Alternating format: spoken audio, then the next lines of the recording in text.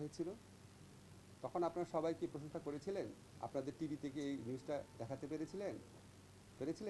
তো এই যে এই ধারাগুলা এবং একটা দলকে, একটা মন্ত্রিসভাকে, তার তার সাথে থাকা লোককে জনগণের শত্রুর পর্যায়ে নিয়ে আসা, এটা তো সাবেক সরকারের দায়ভার।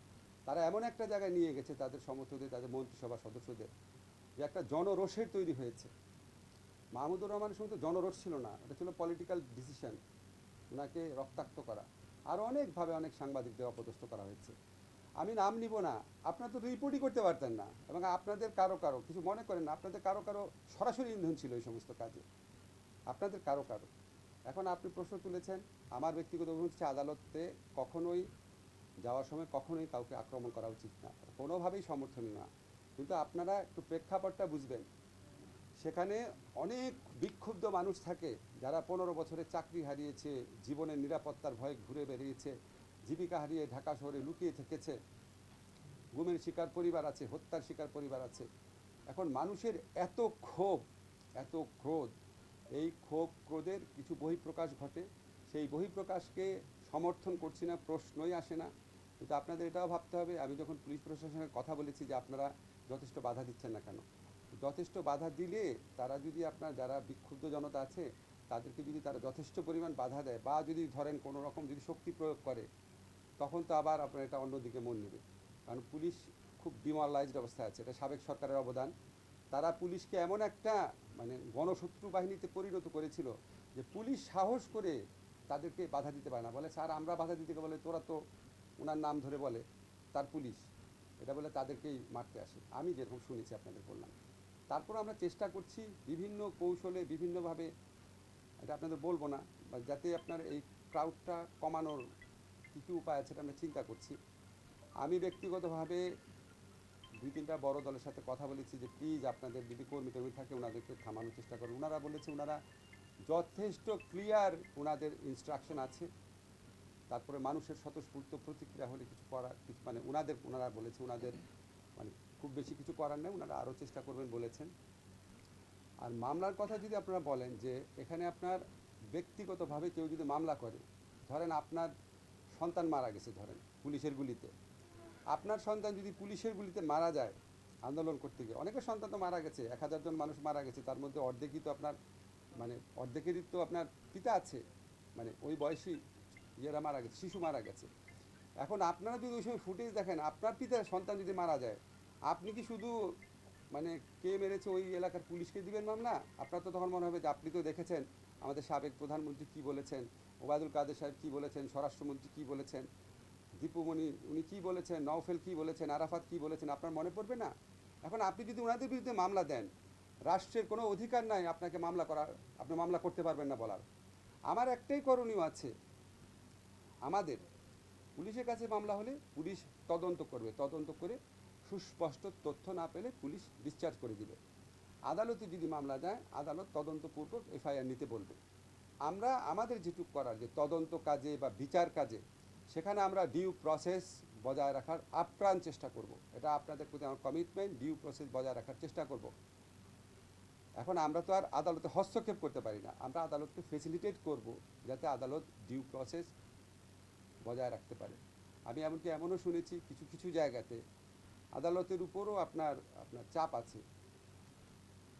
এখন আপনি মানে স্থানীয় পর্যায়ে একজন খুব কুখ্যাত সন্ত্রাসী, যার অত্যাচারে 15 বছর মানুষ অতিষ্ঠ ছিল, তারা চায় যে এক্ষুনি তার বিরুদ্ধে মামলা নেওয়া হোক। আদালত তার সাধ্যমতো চেষ্টা করে এই সমস্ত চাপ এড়ানোর জন্য। আমরা কেউই আপনার মনে করেন না যে আমরা চেষ্টা করছি না, আমরা চেষ্টা করছি, আরও চেষ্টা করব। এগুলি সমর্থনীয় না, জেনারেলি এগুলি সমর্থনীয় না। এই ইস্যু নিয়ে একটা কথা, সাকিব আল হাসানের বিরুদ্ধে একটা মামলা হয়েছে, এটা নিয়ে স্যার ক্রিকেটের যিনি স্টার, যিনি যেহেতু দেশ বিদেশে আলোচনা হচ্ছে, এটা আপনাদের নজরে এসেছে? এটাও তো আওয়ামী লীগই শুরু করেছিল, ঠিক না? আপনার আমিনুল যে ফুটবলার, সাকিব তো আর বাংলাদেশ রাষ্ট্রের জন্য কিছু বয়ে আনে নাই, সাকিব নিজে অনেক কিছু অর্জন করেছে। আমিনুল তো বাংলাদেশ রাষ্ট্রের জন্য পুরস্কার বয়ে এনেছিল না, জাতীয় দলের ক্যাপ্টেন ছিল। আমিনুলকে যেইভাবে অত্যাচার করা হয়েছে, তখন কি আপনারা প্রশ্ন করেছিলেন? আমিনুল কিন্তু জেলে ভরা হয়েছে, সাকিবের বিরুদ্ধে মামলা হয়েছে। তারপরও আমরা, এটা পুলিশ প্রশাসনের ব্যাপার, আমরা যতটুকু বলার চেষ্টা করেছি। মামলা হওয়া বা এফআইআর হওয়া মানে তো গ্রেফতার না। আমার বিশ্বাস, আমার বিশ্বাস আমাদের মানে স্বরাষ্ট্র মন্ত্রণালয় থেকে উদ্যোগ নেওয়া হবে যাতে মানে কেউ অতি উৎসাহিত হয়ে গ্রেফতার না করতে যায়, বুঝছেন না? আর মানে আপনি যদি কম্পারেটিভ ফিচার যতগুলো আপনারা প্রশ্ন করেছেন সব কিছুর জন্মদাতা হচ্ছে আওয়ামী লীগ। আমি কি বাড়িয়ে বলছি? সব কিছু কোনটা কোন এক্সাম্পল চান?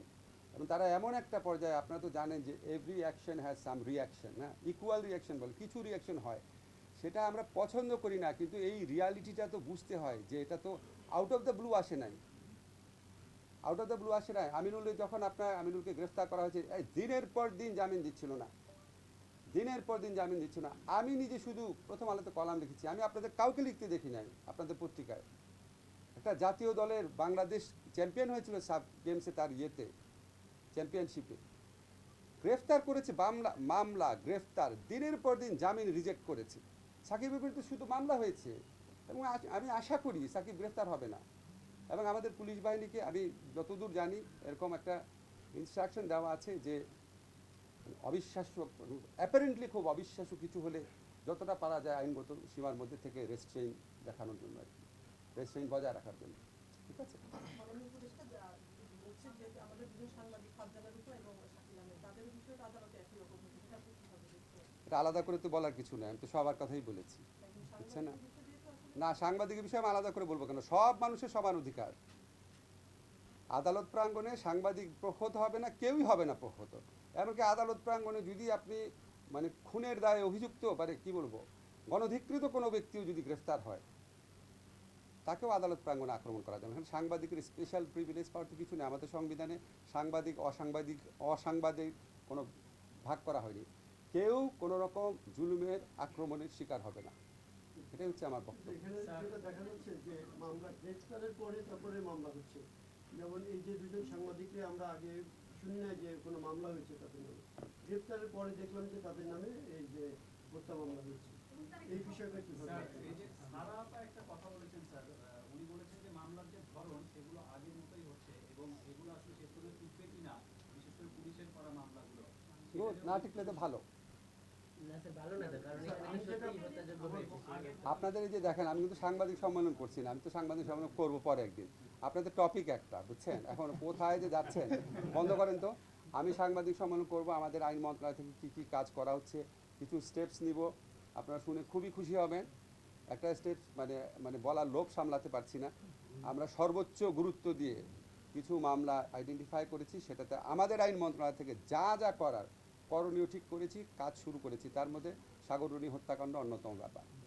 ঠিক আছে, ঠিক আছে, ভালো থেকেন, দেখা হবে।